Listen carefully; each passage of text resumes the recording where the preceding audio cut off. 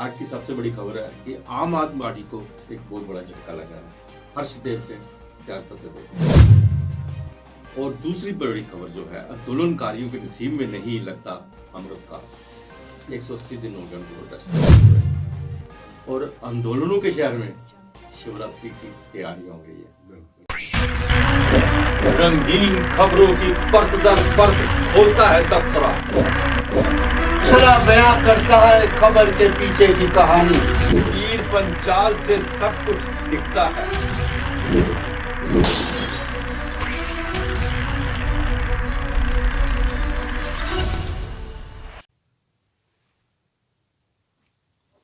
नमस्कार, तबसरा आज दोपहर तक में एक बार फिर आपका स्वागत है और मैं हूं दर्शपाल गुप्ता और मेरे साथ हैं वरिष्ठ पत्रकार सतीश वर्मा जी। सतीश जी, सबसे पहले अब बात करते हैं आम आदमी पार्टी।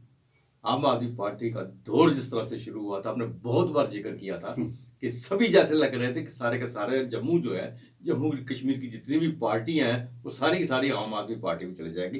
पंजाब में चुनाव जीतने के बाद ऐसा लग रहा था, लेकिन यूं समय बीतता गया। पंजाब की हालत भी आपके सामने है और जम्मू कश्मीर में आम आदमी पार्टी की पोजीशन क्या रही वो भी आपके सामने है। लेकिन अब जो चेयरमैन है जो आम आदमी पार्टी के, हर्षदेव सिंह, जिन्होंने पैंथर्स पार्टी से नाता तोड़कर भीम सिंह के साथ अपना रिश्ता खत्म करके वो आम आदमी पार्टी में चले गए थे और आज उन्होंने आम आदमी पार्टी से त्यागपत्र दे दिया है।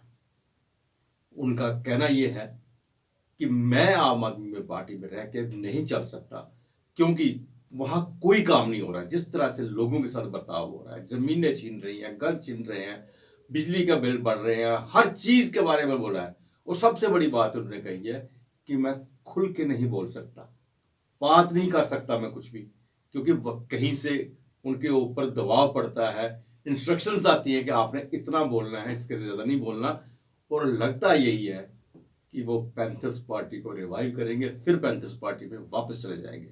नहीं, आप बिल्कुल ठीक कह रहे हैं। देखिए, हम तो पीपी लाइन पे एक अरसे से देख रहे थे पिछले दिनों जब इन्होंने ये बुलडोजर अभियान के खिलाफ उपराज्यपाल के राजनिवास के बाहर जब धरना दिया था और पुलिस जिस तरह इनको जबरदस्ती हाँक कर जिप्सी में उड़ा के ले गई थी, और तब उन्होंने ये जिक्र नहीं किया था कि हम बतौर आम आदमी पार्टी नेता बैठे हैं। हमने उस दिन भी कहा था पीपी लाइन पे, उसी दिन हमें लगने लगा था कि शायद ये जिस तरह रेल आती है ना, लाइन चेंज करती है, तो मुझे पटरी चेंज हो रही है। तो आज उसी का साफ हो गया। और देखिए, हर्षदेव के बारे में एक बात तो है, हर्षदेव के रिश्ते दिवंगत प्रोफेसर भीम सिंह के साथ कोई अच्छे नहीं रहे। चूँकि मैं भीम सिंह को दिल्ली से व्यक्तिगत तौर पे जानता था, वो एक जुझारू किस्म के व्यक्तित्व था। और मैं समझता हूँ हमारी पूरे स्टेट के अंदर पॉलिटिकल फिगर्स के अंदर जितना कानून का ज्ञाता, जितना फाइटर, कमी पेशी हर आदमी में होती है, कमी उन्हें भी रही हुई, लेकिन वो आदमी सीधी लड़ाई लड़ता था। और ये जो लोग 3 या 4 जो विधायक बने, वो भीम सिंह की लड़ाई के ही नतीजे थे। इनका अपना भी असर था, ऐसा नहीं है। उसमें यशपाल कुंडल हो, मनकोटिया हो, ये हो, एक वहाँ रामबन के वहाँ से थे रिजर्व सीट से विधायक। तो मैं समझता हूँ ये 4 लोग जीते और 2 लोग मंत्री बन गए। ये इनकी पृष्ठभूमि बताती है कि इन्होंने कितनी ताकत के साथ भीम सिंह के नेतृत्व में पैंथर्स पार्टी को खड़ा किया था। आज उन्हीं की ओर इशारा किया जा रहा है। 2 बातें इसमें अहम है। पूरा जो इन्होंने, एक तो जो इस्तीफा दिया है उसमें ये बातें क्लियर नहीं है। जो उनसे भी बात हुई है पीपी न्यूज लाइन की, हम उसके आधार पर बात कर रहे हैं। उन्होंने कहा है कि एक तो ये है कि मैं आम आदमी पार्टी का ना प्राथमिक सदस्य हूँ और ना उनकी जो समन्वय समिति जो बनाई गई थी जम्मू, उसका मुखिया हूँ। एक बात क्लियर होगी, आज की डेट में वो अब आप में केजरीवाल के नेतृत्व वाली पार्टी में नहीं है। दूसरी जो बात उन्होंने हम कही है माफ करें, एक तो वो पैंथर्स पार्टी को पुनर्जीवित करेंगे। इसके बीच जो अहम बात कही है, जिस ओर आपने इशारा किया कि इनको लग रहा था कि अगर हम बीजेपी की हुकूमत के खिलाफ बात ज़्यादा बोलते हैं तो दिल्ली से, केजरीवाल के यहाँ से संदेश आता है कि बीजेपी के खिलाफ ज़्यादा बोलना नहीं है। तो ये बातें तब सब साबित करती हैं कि आम आदमी पार्टी बीजेपी की बी टीम है। ये हम कहते रहे हैं, लोग भी कह रहे हैं, और हमने देखा कि पिछले दिनों जब आपने कहा कि पंजाब पड़ोसी राज्य में ये जीती थी, तब ऐसे शुरू हो गया था कि मानो जितने राजनीतिक दल हैं वो सब आम आदमी पार्टी में जाके समाहित हो जाएंगे। बिल्कुल ऐसी मूव चली, लोग सिर के बल भाग रहे हैं दिल्ली की ओर। कोई ट्रेन पकड़ रहा है, कोई जहाज पकड़ रहा है, कोई बस पकड़ रहा है, पता नहीं वहां क्या मिलने जा रहा है, ऐसे दौड़ लगा रहे थे लोग। और लेकिन देखिए सबसे पहला बैकआउट किया बलवंत सिंह मनकोटिया ने। वो हर्षदेव के कारण वहां गए, रीजन अंदर के क्या थे हम नहीं जानते। ओपी तो दिखता है उनका जो मानना था कि हर्षदेव के कारण मैं पैंथर पार्टी छोड़ के उधर गया, और पीछा करते वो भी आ गए, मैं छोड़ के अब वो भाजपा में बैठ गया। उन्होंने कसम खा रखी है भाजपा जब तक सत्ता में नहीं आएंगे वो अन्न ग्रहण नहीं करेंगे। अब समझ नहीं आता, कई महीने हो चुके अन्न खा रहे हैं, अगर फल फ्रूट भी खा रहे हैं, मान लीजिए फल फ्रूट तो अन्न से भी महंगा है, इसका मतलब आपका माल स्वभाव ठीक है तभी आप फ्रूट खा रहे हैं। वह हम आते हैं इनकी तरफ, हर्षदेव सिंह की तरफ। देखिए हर्षदेव सिंह के बारे में हम जानते हैं कि इनको इसी विधानसभा पूर्ण राज्य की जो जब अनुच्छेद 77 था और 35 था, इनको बेस्ट लेजिस्लेचर का अवार्ड मिला था। और कानून के ज्ञाता है। भीम सिंह ने इनकी ग्रूमिंग की है सबकी।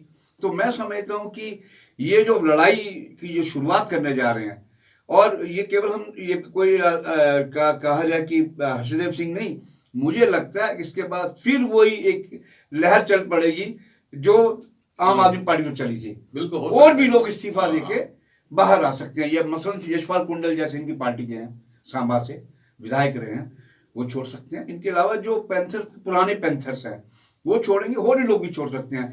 हमने पिछले दिनों कई बार देखा, हम नेताओं के नाम नहीं खोलना चाहते, वो चाहे सुचेतगढ़ से कहीं से हो, वो आम आदमी पार्टी का नाम लेने से अब थोड़ा परहेज करने लगे हैं कई नेता। बहुत से उसकी जो गए थे, हाँ, तो उनकी पोजीशन ऐसी ही है। उससे साफ लगता है कि आम आदमी पार्टी जो यहाँ पर जिस प्रकार का उस टाइम ड्रम पीटे गए कि वो सरकार बनाएगी, हमें लगता है कि आम आदमी पार्टी की असलियत लोगों के आगे खुलनी शुरू हो गया। पंजाब की जो इस टाइम हालत है वो पूरी तरह मीडिया में नहीं आ रही। वहां किस प्रकार की कानून व्यवस्था, आतंकवाद और जो वायदे किए गए थे बिजली के, कोई वायदा पूरा नहीं किया सवाए जुबानी जमा खर्च। तो ये तमाम चीजें हैं। इसीलिए हिमाचल से केजरीवाल भागे गुजरात की ओर, उनको समझ आएगा क्योंकि बिल्कुल कंध नाल कंध मिली है। यही हाल जम्मू कश्मीर का है। तो हम समझते हैं कि ये इनको भी ज्ञान प्राप्त हो गया हर्षदेव सिंह को कि यहाँ आम आदमी पार्टी के बूथे पर अगली सियासत नहीं लड़ सकते, हमें अंततः जाना उधर ही होगा। तो अब ये पैंथर्स पार्टी की बात कर रहे हैं। अब देखना दिलचस्प ये होगा कि आज प्रोफेसर भीम सिंह तो है नहीं, अब ये कितना लड़ पाते हैं, अपने को कितना मजबूत कर पाते हैं, ये आने वाला वक्त बताएगा। लेकिन एक बात साफ है कि आम आदमी पार्टी जो है, अब वो लगता है कि उनका, अब वो उनके कुछ नेता भले जो मर्जी दावा करें, लेकिन लगता है कि उनका बोरिया बिस्तरा यहाँ से जम्मू कश्मीर बंद हो। पैंथर्स पार्टी का जहाँ तक प्रश्न है कि भीम सिंह ने बहुत मेहनत की है इस पार्टी के लिए, और जम्मू की एक ऐसी पार्टी बनाई थी, जम्मू की आवाज थी, ये सब लोग साथ थे। ठीक है, इनका मन मुटाव उनके साथ बाद में अंतिम समय में रहा जो नहीं होना चाहिए था, उसी के कारण ये पैंथर्स पार्टी टूटी। लेकिन अभी भी कुछ नहीं बिगड़ा है, बिल्कुल अभी कुछ भी बिगड़ा है कि पैंथर्स पार्टी का रिवाइव होना जरूरी के लिए हित में है, जम्मू के हित के लिए है, इसमें कोई शक नहीं। जम्मू में इस वक्त कोई भी ऐसी अपोजिशन पार्टी नहीं है जो जम्मू के हितों की बात करे, जम्मू के हितों की बात कर सके। चाहे कांग्रेस हो, बीजेपी हो, दिल्ली की तरफ देखते हैं हमेशा। तो इसलिए यही एक वजह है कि उन्होंने कहा कि मैं छोड़ रहा हूँ, क्योंकि यहाँ पे उन्होंने ये भी कहा है कि यहाँ पे वैसे कानून बनने जो लेजिस्लेचर बनाता है, लेकिन जहाँ पे रात को बैठ के बाबू लोग कानून बनाते हैं, सुबह लागू हो जाते हैं और किसी को पता नहीं होता क्या कल होने वाला है। बिल्कुल, देखिए ना, नौकरशाही का तो हम कई बार जिक्र कर चुके हैं। वो क्या करेंगे अगले पल उनका पता नहीं, अपनी जमकर मनमर्जी कर रहे हैं। वो चाहे नोटिस भिजवाएं, चाहे वो कहीं अपना बुलडोजर चलवा दें, जिन विषयों को लेकर आज जम्मू के मुद्दों को लेकर स्टेट गवर्नमेंट से लेकर दिल्ली तक आवाजें उठ रही हैं, खिलाफ आरोप लगाए जा रहे हैं, उन्हीं बातों का हरदेव सिंह ने जिक्र किया है। तो हम समझते हैं, हम तो ये कहेंगे कि जम्मू की आवाज बने।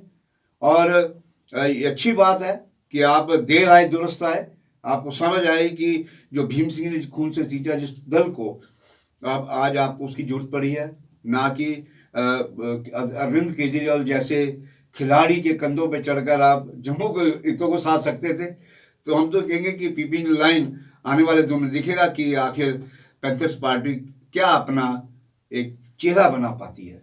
सतीश जी, आंदोलनकारियों के नसीब में नहीं लगता है अमृत काल। जी जी बिल्कुल। पीएचई, इरिगेशन, फ्लड कंट्रोल के एम्प्लॉइज जो हैं उनको 180 दिन हो गया है संघर्ष करते हुए, लेकिन अभी तक उनकी कोई सुनवाई नहीं हुई है, उनको कुछ नहीं मिला है।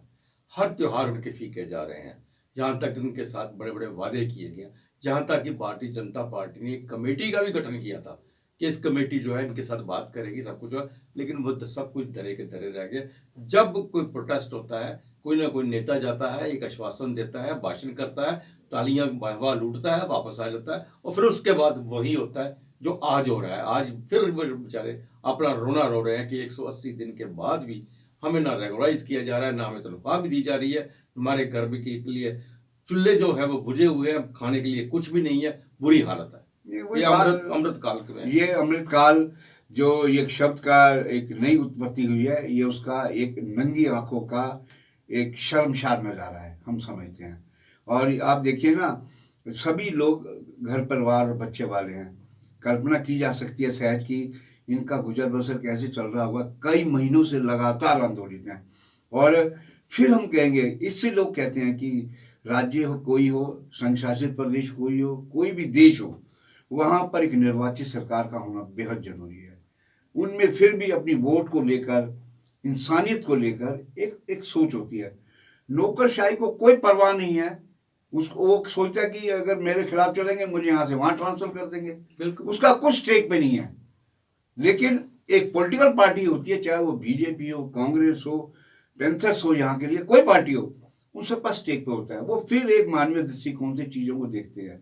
तो ये तो अब इसको क्या कहा जाए, इनका अगर इनकी पीड़ा को देखें तो बदकिस्मती है कि यहाँ पर जो सिस्टम है वो सुनता नहीं है।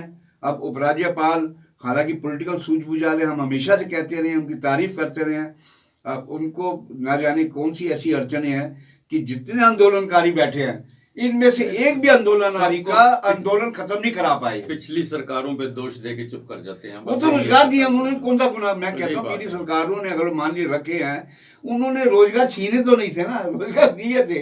अब दूसरा एस्पेक्ट भी देखिए, हम कहते हैं सतीश जी, जम्मू शहर आंदोलनों का शहर है। जी जी जी। लेकिन एक अच्छी खबर यह है कि शिवरात्रि आ रही है, महाशिवरात्रि जी। इस पर्व पे जम्मू के मंदिरों को खूबसूरती के साथ सजाया जा रहा है जी। और टूरिज्म डिपार्टमेंट की तरफ से भी बड़े अच्छे प्रोग्राम हो रहे हैं, चाहे वो जम्मू में हो, चाहे वो शिवखोड़ी में हो। वो एक अच्छा कार्यक्रम है, लोगों को आमंत्रित किया जा रहा है और एक अच्छा, मतलब एक हमारी तरफ से भी शुभकामनाएं हैं सभी लोगों को शिवरात्रि के इस त्योहार पर। यहाँ पीर खो में एक बहुत बड़ा म्यूनिसिपल कॉर्पोरेशन और टूरिज्म की तरफ से, दोनों की तरफ से मिलकर एक बहुत अच्छा कार्यक्रम बनाया जा रहा है सब। नहीं, बिल्कुल आप ठीक कह रहे हैं। देखिए, तमाम दुख तकलीफों और दुश्वारियों के बावजूद हमारा शहर महाशिवरात्रि की तैयारी कर रहा है। यहाँ के मंदिर तो हैं, ये शुद्ध महादेव यात्रा जाती है बकायदा भोलेनाथ की। तो हम तो कई बार आप भी गए, जब कवरेज करने आते हैं, झांकियों का भी इंतजाम होता है। तो एक ये है कि वही बात है ना कि नौकरशाही पर क्या हम उम्मीद करें। अब भोले शंकर कुछ चमत्कार करें तो करें, इनको सद्बुद्धि आए, ताकि ये जो लोग आंदोलित हैं, जिनके घरों का चूल्हा चलना मुश्किल हो गया है, तो उन पर भोले शंकर कृपा करें। और वैसे भी हमारा जो शहर है, हमारा प्रदेश देवभूमि हिमाचल की तरह माना जाता है। और जब शिवरात्रि का पर्व आता है, तमाम कष्टों को भुलाकर लोग भोलेमय हो जाते हैं। बिल्कुल बिल्कुल। ये था तबसरा आज दोपहर तक का। बाकी खबरों के लिए आप देखते रहें पीपी न्यूज़ लाइव। नमस्कार। नमस्कार।